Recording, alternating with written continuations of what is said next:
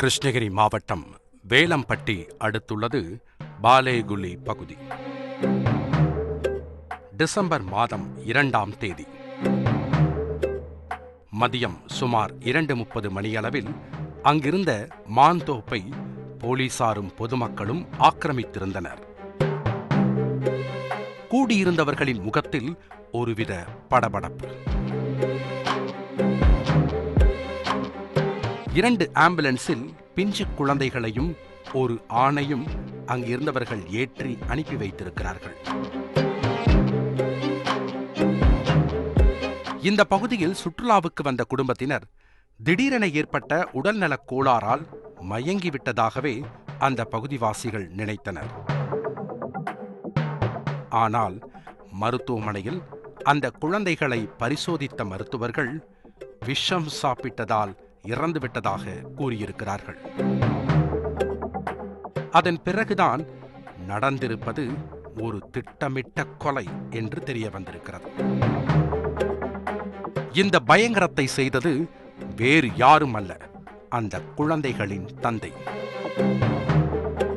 அப்பாவே ஒரு பாவமும் அறியாத குழந்தைகளை விஷம் வைத்து கொல்லும் அளவுக்கு என்ன நடந்திருக்கும்? அவரும் அதே விஷத்தை சாப்பிட்டது ஏன் போன்ற கேள்விகளுக்கு விடை தேடி செய்தியாளர் மணிகண்டனோடு களத்தில் இறங்கினோம். 38 வயதான கடலரசு கிருஷ்ணகிரி மாவட்டம் போச்சம்பள்ளி அடுத்த என் தட்டக்கல் கிராமத்தைச் சேர்ந்தவர். ஸ்டுடியோ வைத்து நடத்தி வந்திருக்கிறார். இவருக்கும் தருமபுரி மாவட்டம் இலக்கியம்பட்டி கிராமத்தைச் சேர்ந்த ஜனனி என்பவருக்கும் கடந்த 5 ஆண்டுகளுக்கு முன்னர் இரு வீட்டார் முன்னிலையில் திருமணம் நடந்திருக்கிறது. இந்த தம்பதிக்கு ஒரு ஆண் ஒரு பெண் என 2 அழகான குழந்தைகள் இருந்துள்ளனர். திருமணம் முடிந்து தனியாக வசித்து வந்த நிலையில் ஜனனி அதே பகுதியில் உள்ள வாலிபர் ஒருவருடன் தகாத உறவில் இருந்ததாக கடலரசுக்கு அரசல் புரசலாக தகவல் வந்திருக்கிறது. இதனால் மனைவி மீது சந்தேகமடைந்த கடலரசு அவரை அடித்து துன்புறுத்தியிருக்கிறார். நாளுக்கு நாள் அடிதடி அதிகமாகவே குழந்தைகளையும் கணவனையும் விட்டுவிட்டு அம்மா வீட்டுக்கு சென்றிருக்கிறார் ஜனனி. நீண்ட நாட்களாகியும் அவர் திரும்பி வரவே இல்லை என சொல்லப்படுகிறது.